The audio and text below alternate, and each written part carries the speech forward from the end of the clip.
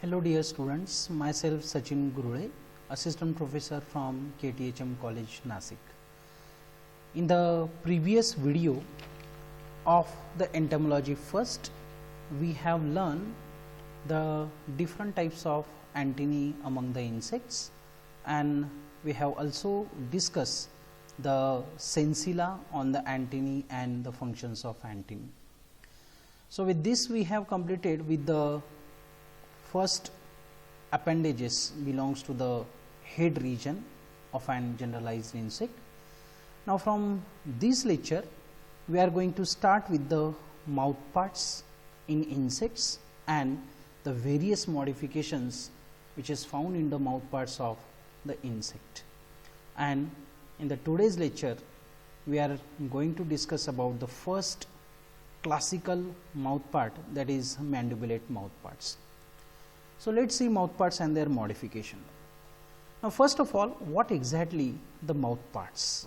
So mouth parts can be defined as the appendages that surrounds the mouth opening are collectively referred as the mouth parts. These mouth parts are the organ concerned with the feeding, comprising unpaired labrum in front, a median hypopharynx, a pair of mandible and maxillae from the lateral side, and labium, it forming a lower lip. So it means there are different appendages which collectively referred as the mouth parts, which includes the labrum, pair of mandible, pair of maxillae, single labium, and at the center the hypopharynx. So all these appendages collectively referred as the mouth parts. Now the hypopharynx is primarily formed from a fusion of pair of lateral lobes, and these pair of lateral lobes are referred as superlinguae with a median lobe known as the lingua, and this condition can be found into the pterygote insect. While in case of pterygote, the lingua and superlinguae are free from each other. So this is the difference in the hypopharynx of the pterygote insect with that of the pterygote insect. Now there are, according to the position, the mouth parts can be classified as the ectognathous and entognathous mouth parts. In the columbella, dipleura and protura, the mouth parts are lie in the cavity of the head, which is produced by the geni, which extend ventrally as a oral fold and meet in the ventral line below the mouth part. Now this condition, if it is there in the mouth part, is referred as the entognathous condition, means whatever appendages are there which are withdrawn into the small oral cavity which is formed by that gena, and such a condition can be referred as entognathous. While in the insects, the mouth parts are not enclosed in this way, but they are external to the head. Such a condition is referred as the ectognathous condition, and this ectognathous condition can be found into the mouth parts of Orthoptera, Lepidoptera and the Diptera. So most of the insects, they are generally having the ectognathous condition, while very few insects like the columbella, dipleura and protura, these are showing the entognathous condition. Now the appendages of mouth parts are varyingly modified among the insect in relation to their feeding habit. So what kind of the feeding habit is shown by the insect, accordingly the different appendages into the mouth parts, they are get modified. So Metcalfe and his co-author in 1962, they have classified all these mouth parts into the major 7 types, and these 7 types are the chewing type, rasping and sucking type, piercing and sucking type, sponging type, siphoning type, chewing and lapping type, and degenerate or the filter type of the mouth parts. So this is the classification is given by the Metcalfe et al. In 1962. They have classified all the different kinds of the mouth parts into the 7 major types. Now according to the Snodgrass, all types of mouth parts are independently evolved into the insect. without having remarkable phylogenetic significance. They are moreover evolved in accordance with the variable feeding habit. Means what kind of the feeding habit which is shown by the insect, accordingly independently these mouthparts are evolved. So this is the statement of the snodgrass. Now among these, chiving, that is mandibulate, and piercing and sucking types, they are greatly modified one. The chiving type is further subdivided into the three types. They are referred as the subtypes of the chiving mouthparts.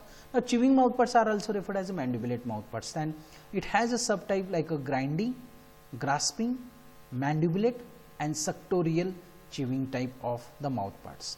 Similarly, the piercing and sucking mouthparts, it is also having a 4 subtypes. They are referred as the hemipteran PSM, PSM for piercing and sucking mouthpart. Then anapluran PSM, dipteran PSM and the siphonopteran PSM. So in this way, there are only 2 classical kind of the mouthparts. First one is a chiving. Chiving mouthparts, they are characteristic of the insect who are feeding on the solid food material, and again according to their feeding habit, they are may modified into the grinding type, grasping type, mandibulate type or the suctorial type. While similarly in case of the piercing and sucking, which is the second classical kind of the mouth part, which is the characteristic or the peculiarity of the insect which feeds on the liquid or the semi fluid substance or the food material. So they are only possesses a piercing kind of the mouth parts, and according to the group, for example hemiptera, there shows the different type of PSM, he is referred as a hemipteran PSM. Anaplura is another group, diptera is another group and siphonoptera is another group. So they are called accordingly hemipteran PSM, anapluran PSM, dipteran PSM and the siphonopteran PSM. So this is about the introduction for the mouth parts. Now here we are going to start with the first classical kind of the mouth part, that is referred as the chiving mouth part. The chiving mouth parts are also referred as the mandibulate mouth part.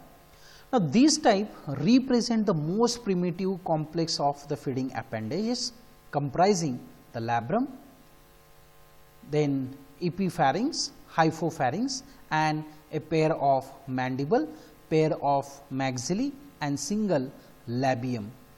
The labrum and labium forms the upper and lower lip respectively. So this is a labrum which closes the anterior boundary, hence it is referred as upper lip, while the labium is encloses the lower boundary of the oral cavity, hence it is referred as the lower lip. Then maxilla, they are forms the cheeks of preoral cavity as they are representing a lateral appendage, while the mandibles are adapted. These mandibles are adapted for the cutting and grinding the solid food material into the smaller pieces. Now the epipharynx as well as hypopharynx are the membranous and lobulated structure which has a 2 function. They push the food material into the true oral cavity, that is known as a pharynx, and another they also has a salivary orifice with the help of which they adds the saliva into the food material. Now such a type of mouth parts are present into the Pterygota, Paleoptera, Dictyoptera, Orthoptera and other insects which primarily feed on the solid food material. Now keep remember, so this is a peculiarity of the insects who are feeding on the solid food material. So this is referred as the chiving and chiving mouth parts, so called as a mandibulate mouth parts. So let us see one by one their appendages. Start with the labrum. Now labrum is a broad lobe which is suspended from the clypeus. Now we have already learned the head exoskeleton, and the labrum is the first sclerite which is suspended to the clypeus. So but this labrum is actually the part of the mouth parts. It forms the upper lip. Now on its inner side it is membranous and may be produced into the median lobe known as the epipharynx, bearing some sensilla also, and this sensilla may have a gustatory receptors, that is the sense of the taste from inner side. The labrum is raised away from the mandibles by the two muscles arising into the head and inserted medially into the anterior margin of the labrum. And these muscles obviously are the anterior muscles and the posterior muscles, which are the paired muscle. Now, it is closed against the mandible in a part by two muscles arising in the head and inserted on the posterior lateral margins on the two small sclerites, and these two small sclerites are referred as a tormi, or singular is referred as a torma. But in some insect, by wrestling spring in the cuticle at the junction of labrum with the clypeus. The differential use of these muscles can produce a different kinds of the movement among the labrum, which we have already discussed in a previous lecture, and it produces a lateral rocking movement of the labrum, which is very important during the mandibles are providing the grinding or the cutting action of the food material. So, this is about the first appendage known as the labrum. Then second one is a mandible. So, they are strongly chitinized structure. Chitinized in the sense it is heavily deposited with the protein known as a chitin, which is very hard and are commonly referred as the jaws of insect. Now, why jaws? Because they are responsible for cutting the solid food material into the smaller pieces, like that of we are having a teeth, which is useful for mastication. In case of insect, these mandibles are responsible for mastication of the food material, and hence they are commonly known as the jaws. Now, they articulate in a transverse plane. In Thysanura and the Pterygota, the mandibles are referred as a dicondylic one. Dicondylic in the sense the mandibles, they are articulated with the cranium at the 2 points. Now, there are two kinds of the mandibles are articulation can be seen. First one is a monocondylic mandible. Mono in the sense single, condyle means only the single articulation point.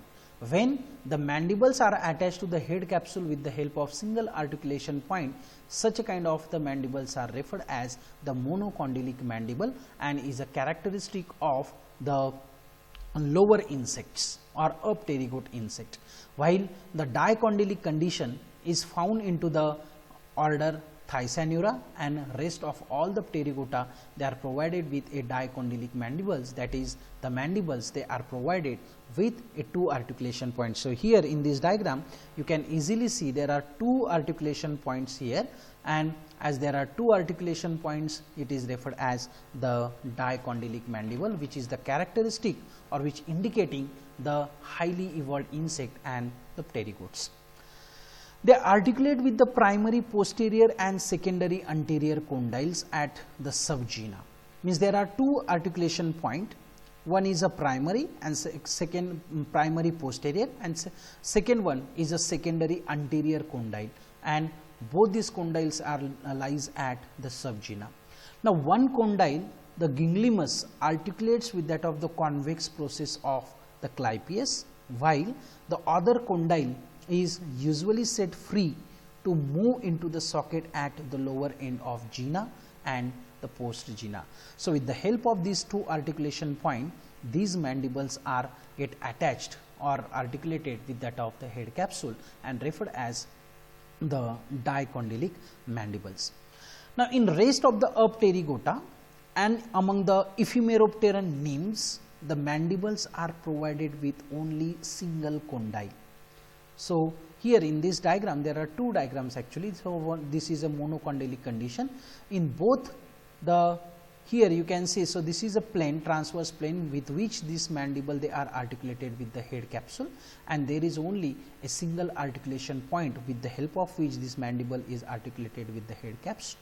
So, this condition is very much reflect into the all Pterygota except the Thysanura, which has a dicondylic condition, but Ephemeroptera, these are the pterygote insect, but their larvae still contains a monocondylic mandible having a single articulation point. The mandibles are provided with a strong adductor and abductor muscles, which is arising from the dorsal and lateral walls of the cranium. Now these muscles are responsible for addition and again retrieving the mandible from their added condition. So there are also the ventral adductor muscles of origin of the anterior tentorial arms in the ephemeroptera and the odonate larvae, and also in some adults of Isoptera, Orthoptera except Acridiidae. Means sometimes suppose, so this one is the anterior tentorial arm. From the anterior tentorial arms again that ventral adductor muscles are also originated, and these anterior ventral adductor muscles are also joined with that of or they are innervated into the mandible for their movement. But this is not the condition, universal condition, and not found in all insect. It is only found into the adults of Isoptera and Orthoptera, but among the Orthoptera again it is not shown into the family known as the called as the Acridiidae. Now mandibles are usually short and strongly sclerotized, and cuticles of the cusp is often hardened by presence of zinc and the manganese. Means whatever dentitions are there at the apical portion, there is a deposition of the zinc and the manganese, and hence the teeth of that mandibles are very hard, or the cusp they are referred as a cusp, which are often harder due to such a kind of the deposition. Now these cusps may become worn out during the feeding, but the distribution of the harder areas of the cuticle that provides a self sharpening also. Means with the use of these mandibles, that cusp becomes a worn out, and self sharpening can be provided by the arrangement of the hardened areas of the cuticle, which locks with one another, and automatically they are get self sharpened. Now mandibles carry out the function of biting and chewing of the food material into the orthopteroid insect. The dentition of the mandible is evolved among different group of insect in accordance to the food material. So what kind of the food material is feed by that insect, accordingly dentition is also get evolved. In the phytophagous insect, teeth they are generally blunt one like that of the molar, and these teeth are referred as the molar cusp. So if the molar cusp are only present on the mandible, it is indicating that insect are herbivorous, that is feeding on the plant material. While in case of the carnivorous insect, the teeth which are located on the mandibles, they are slightly pointed like that of the incisor, while in case of the omnivorous insect, both these cusps are present. Incisor cusps are located at the distal portion, and at the basal portion there are molar cusps representing the omnivorous nature of the insect. So if the insect is carnivore feeding on the flesh, then the mandibular cusps are of incisor type. If the phytophagous insect is there, then the cusp of the mandibles are of molar type, and if the insect are omnivorous, for example, if you see the cockroaches feeds on both vegetable material as well as the flesh. So their distal portion contains a incisor cusps, and the basal region contains a molar cusps, representing the omnivorous nature of the insect. So in this way, all these dentition or so cusp of the mandibles are concerned with the grinding of the food material, and hence they are referred as the jaws. So this is about the mandible. The next appendage is referred as the maxillae. The maxillae occupies a lateral position, one on each side of the head just behind the mandibles. These paired structures are homologous with the typical first pair of maxillae of the crustacean insect and the other arthropodan organism. The proximal part of the maxilla consists of the basal segment known as the cardo, which has a single articulation with that of the head. So there is only single articulation point with the help of which this maxillae attach with the head capsule, and it has a flat plate. This flat plate is referred as the stipes, which is hinged to the cardo, means the joint which is present between the cardo and stipes is a hinge joint. So, the movement between the cardo and the stipes is allowed in some degree. So, both cardo and stipes are loosely joined to the head by the membrane, so that they are capable of the movement. Now, distally on the stipes there are two lobes. The inner lobe is referred as the lacinia and the outer one can be referred as the gallia. So, laterally on the stipes a jointed leg like pulp is made up of a number of segments is characterized, and this is referred as the maxillary pulpi. Now, in case of orthopteroid insect, it is typically composed of total 5 segments. So, here if you see the segment first, second, third, fourth and 5, there are 5 segmented maxillary pulpi, which is the most common condition can be found into the orthopteroid insect. So, this is the morphological part of that maxilla. Now, this maxilla, it bears a single condyle on the cardo, which with the help of which it is articulate with the head capsule. Now, it articulates with the lateral tergal region of the cranium. So, lateral tergal region is a point of articulation where exactly these maxillae are get attached to the maxillary segment of the head capsule. Now, each maxillae is innervated from the various muscles in a different region, the anterior and the posterior rotor muscles. So, here in this diagram you can see the anterior and the posterior rotor muscles are inserted into the cardo. So, this is a cardo, and ventral adductor muscles. These ventral adductor muscles which are arising on the tentorium are inserted both into the cardo and the stipes. Means the cardo is provided with the two kinds of muscle, posterior and anterior rotor muscles, which is coming from the cranium, and the second one. So, this is an anterior tentorial arm. From the tentorial arm the ventral adductor muscles are there. These ventral adductor muscles are innervated both in a cardo as well as in a stipes. The next part one is a lacinia. Lacinia is innervated by a cranial flexor muscle. So, these are the flexor muscles which are referred as a cranial flexor muscles, which are coming from the cranium, which is inserted into the lacinia. Now, these cranial flexor muscles are in fact the extension of the anterior rotator dorsal muscles. Then the next one is a flexor muscles. So, these are, here you can see the flexor muscles. These are arising into the stipes and innervates into the lacinia and the gallia. Means they are originate from the stipes and they are inserted into the both inner as well as outer lobe, that is lacinia and the gallia, but neither lacinia nor gallia has an extensor muscles. Means they are only provided with the flexor muscles, but extensor muscles are absent both in lacinia as well as in a gallia.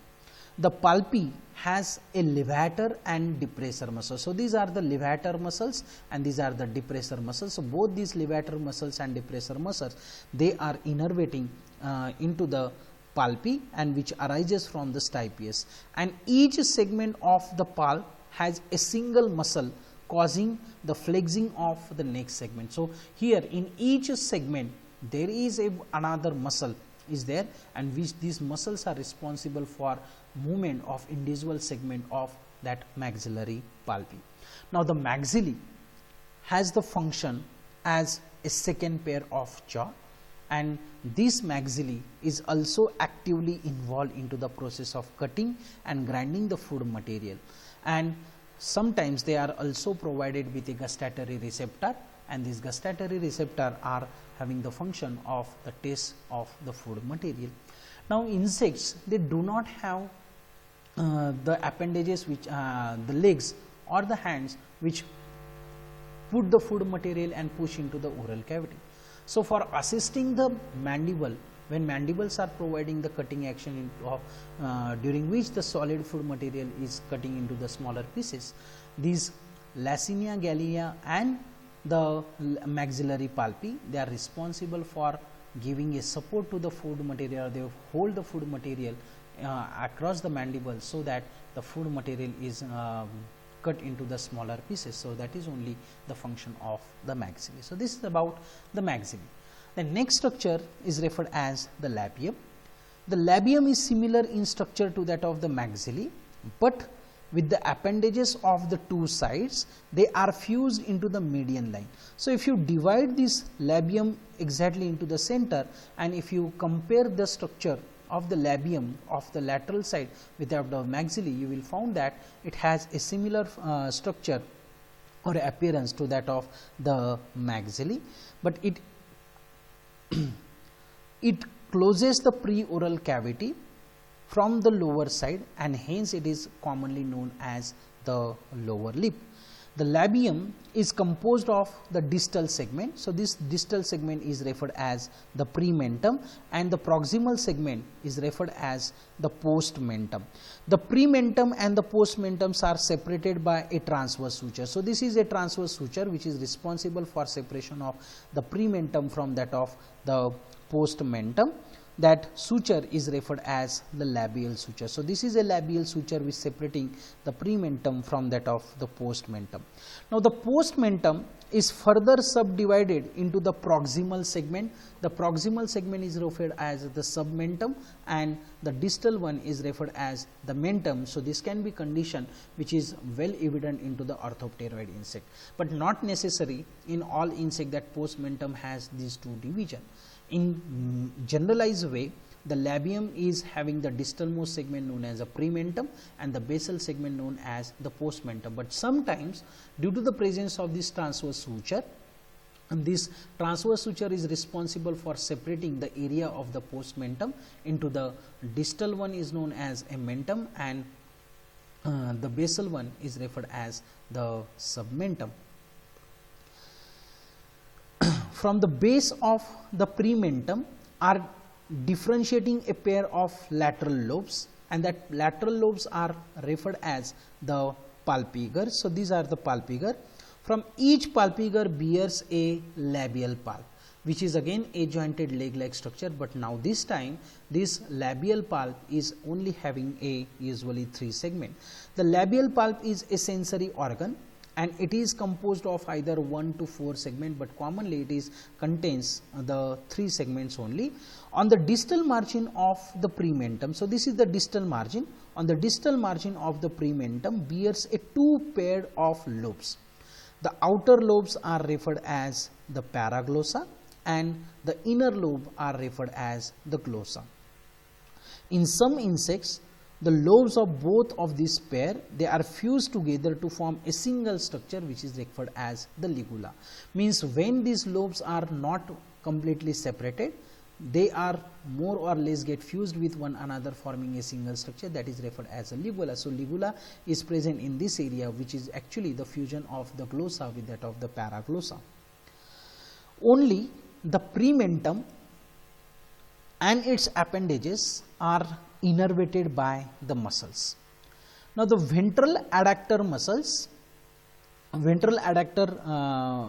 muscles arising from the tentorium and innervate the front and the ventral side of the prementum.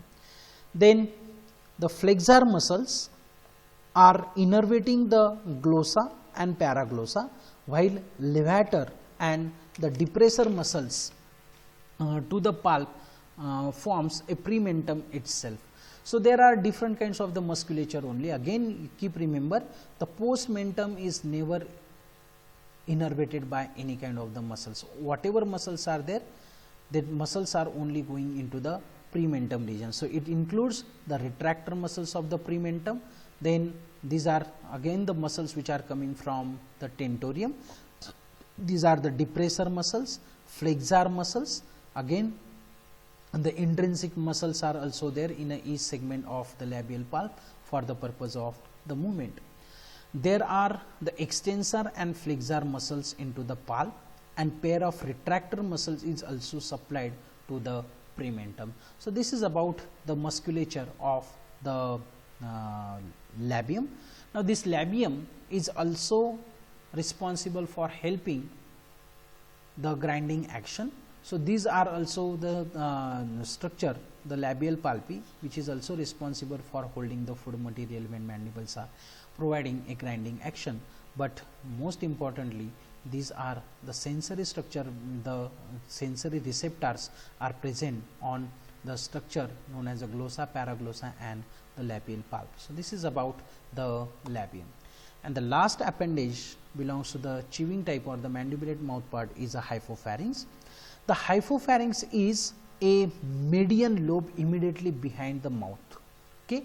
So, all other appendages just we have discussed, all they are usually surrounding the hypopharynx, means hypopharynx is located in the center of all these appendages. The salivary duct usually opens behind it, between it and the labium. So, most of the hypopharynx is the membranous, but the adoral face of the sclerotized distally and proximally, it contains a pair of suspensory sclerite which extend upward to the end into the lateral walls of the stomodium. So, that is only the membranous part, and the distal portion, these are generally is the sclerotized one. Now, the muscles arising on the frons are inserted into these sclerites, which distally are hinged to a pair of lingual sclerite. The various muscles serves to swing the hypopharynx forward and back, because the hypopharynx is generally having the main function of pushing the food material into the true oral cavity, like that of the we are having a tongue. So, this hypopharynx is nothing but the analogous to the tongue of the mammals. So, it is also serving to push the food material into the true oral cavity. So, for the purpose of movement, again the muscles are provided into the hypopharynx, which is responsible for swinging the hypopharynx in a forward and backward condition. And in case of the cockroach, there are two more muscles running across the hypopharynx, which dilate the salivary orifice and expand the salivarium, so that saliva can be comes out and mix with the food material.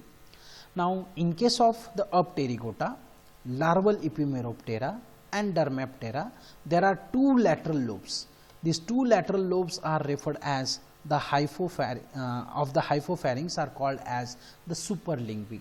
So, the superlingvi, these are the lateral lobes which are separated in case of the pterygote, but here in case of the pterygote hypopharynx, you can see the superlingvi, these are get fused with the median lingula. So, this is a median one.